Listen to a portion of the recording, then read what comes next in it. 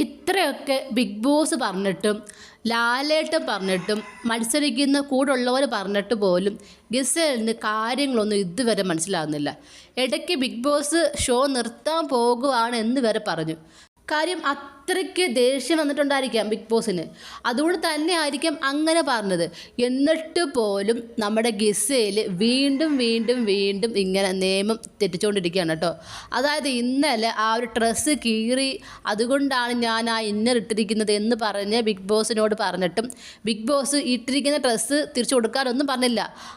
ആ ഡ്രസ്സ് തന്നെ ഇട്ടാൽ മതി എന്ന രീതിയിൽ കയ്യിലുള്ള സാധനങ്ങളെല്ലാം തിരിച്ചു കൊടുക്കുക എന്ന് മാത്രമേ പറഞ്ഞുള്ളൂ. അല്ല കീറി മാറ്റിത്തരാമെന്നൊന്നും പറഞ്ഞില്ല. കാര്യം അത്രയ്ക്കും ദേഷ്യമായിരുന്നു. എന്നിട്ട് പോലും വീണ്ടും ഈ സാധനങ്ങളെല്ലാം അവിടെ ഉണ്ട്. ഇന്നലെ ഏതൊക്കെയോ കെട്ടിപ്പറക്കി കൊണ്ടുവന്ന് സ്റ്റോർ റൂമിൻ്റെ വാതിൽ കൊണ്ട് വെക്കുന്നുണ്ട്. ഇന്ന് നമ്മുടെ ഗിസേലിൻ്റെ മുഖത്ത് ലിപ്സ്റ്റിക്കും പിന്നെ ഈ കവിളിലൊക്കെ തേക്കുന്ന എന്തൊക്കെ സാധനങ്ങളും ഒക്കെ മുഖത്തുണ്ടെന്ന്. അത് അനുവും നമ്മുടെ ആദില നൂറയുമാണ് കണ്ടുപിടിച്ചിരിക്കുന്നത്. അനുവിന് പിന്നെ പ്രത്യേകിച്ച് പറയണ്ട, അനുവിനും ഗിസേലും തമ്മിൽ നല്ല ദേഷ്യമാണ്, അവർ തമ്മിൽ വഴക്കാണ്. ആദില നൂറയും ഉണ്ട് ഒപ്പം. അവരിപ്പോൾ കാര്യങ്ങളെല്ലാം കണ്ടുപിടിച്ചിരിക്കുകയാണ്. അതായത് ഗിസേൽ കിടക്കുന്ന ബെഡിൻ്റെ അടിയിൽ കമ്മലും മാലയും പിന്നെ മറ്റെന്തൊക്കെയോ സാധനങ്ങളൊക്കെ ഉണ്ട്. അതെല്ലാം അവർ കണ്ടുപിടിച്ചു.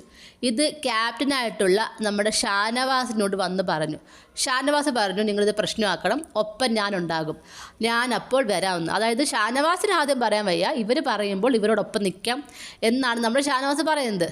എൻ്റെ ഒരു അഭിപ്രായത്തിൽ ഇത് ഷാനവാസ് പറയണം. കാര്യം ഷാനവാസ് ക്യാപ്റ്റനാണ്. ഇങ്ങനെ ഒരാൾ വന്ന് പരാതി പറയുമ്പോൾ അത് സത്യമാണെന്ന് തെളിഞ്ഞു കഴിഞ്ഞാൽ അവരോടൊപ്പം നിന്നുകൊണ്ട് നമ്മുടെ ബിഗ് ബോസിനോട് പറയാം. ഇതപ്പോൾ ബിഗ് ബോസ് ചോദ്യം ചെയ്യും. മാത്രമല്ല ഇന്നലെ നമ്മുടെ ഈ ഒരു കഥ പറച്ചിൽ ടാസ്ക് നടക്കുമ്പോൾ കുറച്ച് പേര് നമ്മുടെ അവിടെ ഈ റൂമിലൊക്കെ വന്ന് എന്തൊക്കെയോ സാധനങ്ങളൊക്കെ എടുത്തോണ്ട് പോകുന്നുണ്ടായിരുന്നു. അതെനിക്ക് തോന്നുന്നു ഗിസേലിൻ്റെ ഈ മേക്കപ്പ് സാധനങ്ങളൊക്കെ ഏതൊക്കെയാണ്.